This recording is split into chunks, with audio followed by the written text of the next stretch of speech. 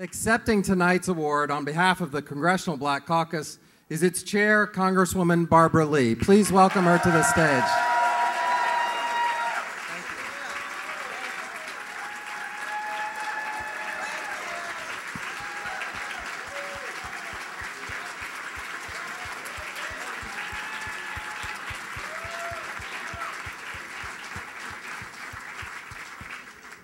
Chuck, first of all, thank you so much. First of all, for this honor. This is the work we do each and every day, fight for justice and equality, and so this is quite a humbling moment for me. Let me also just say to all of you tonight, thank you so much for supporting the Victory Fund. I don't know what we would do without you. You know, give yourselves a round of applause, because this is, you know, there's so many battles we have to fight, and oftentimes those voices just are not there. But I want to say a couple of things tonight in terms of, oops, excuse me.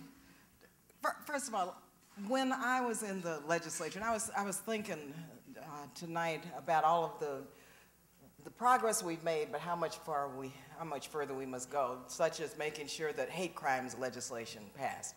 When I was in California, we've got to work hard on that, but it's looking good. It's looking good. But when I was in the California legislature, this was in the early 90s, we then had a Republican governor, Pete Wilson.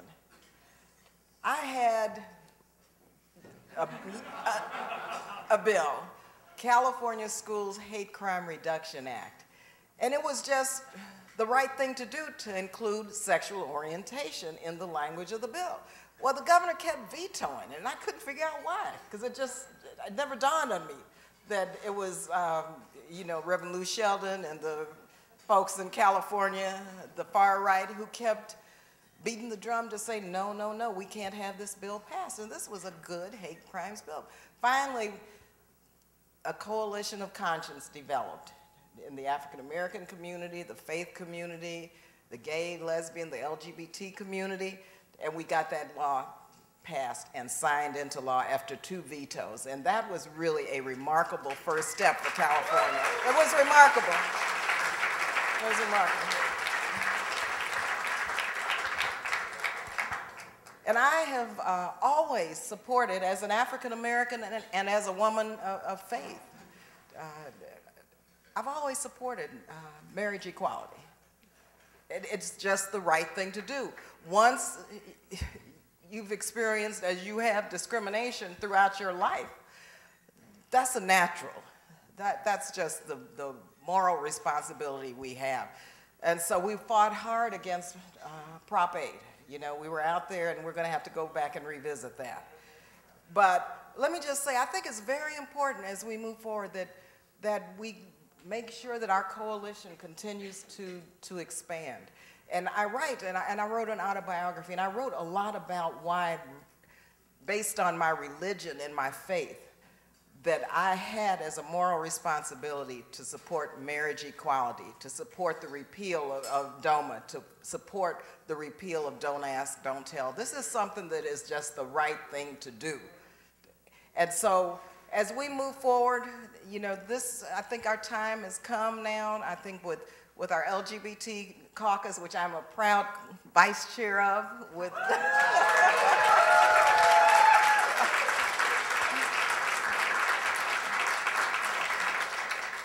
and with, of course, Congresswoman Baldwin and Jared and Barney, and with Sharon and Connie and Senator Leahy and our wonderful senators.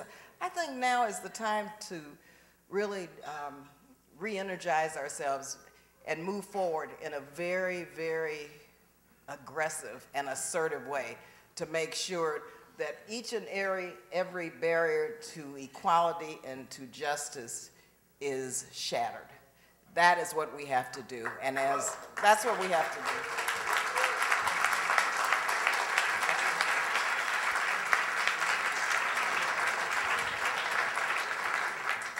And as you know, the Congressional Black Caucus continues to be the conscience of the Congress. The conscience of the Congress. The conscience of the Congress. And so we have no alternative but to continue to fight the good fight. Thank you again so much for this. It's so good to be here. Thank you.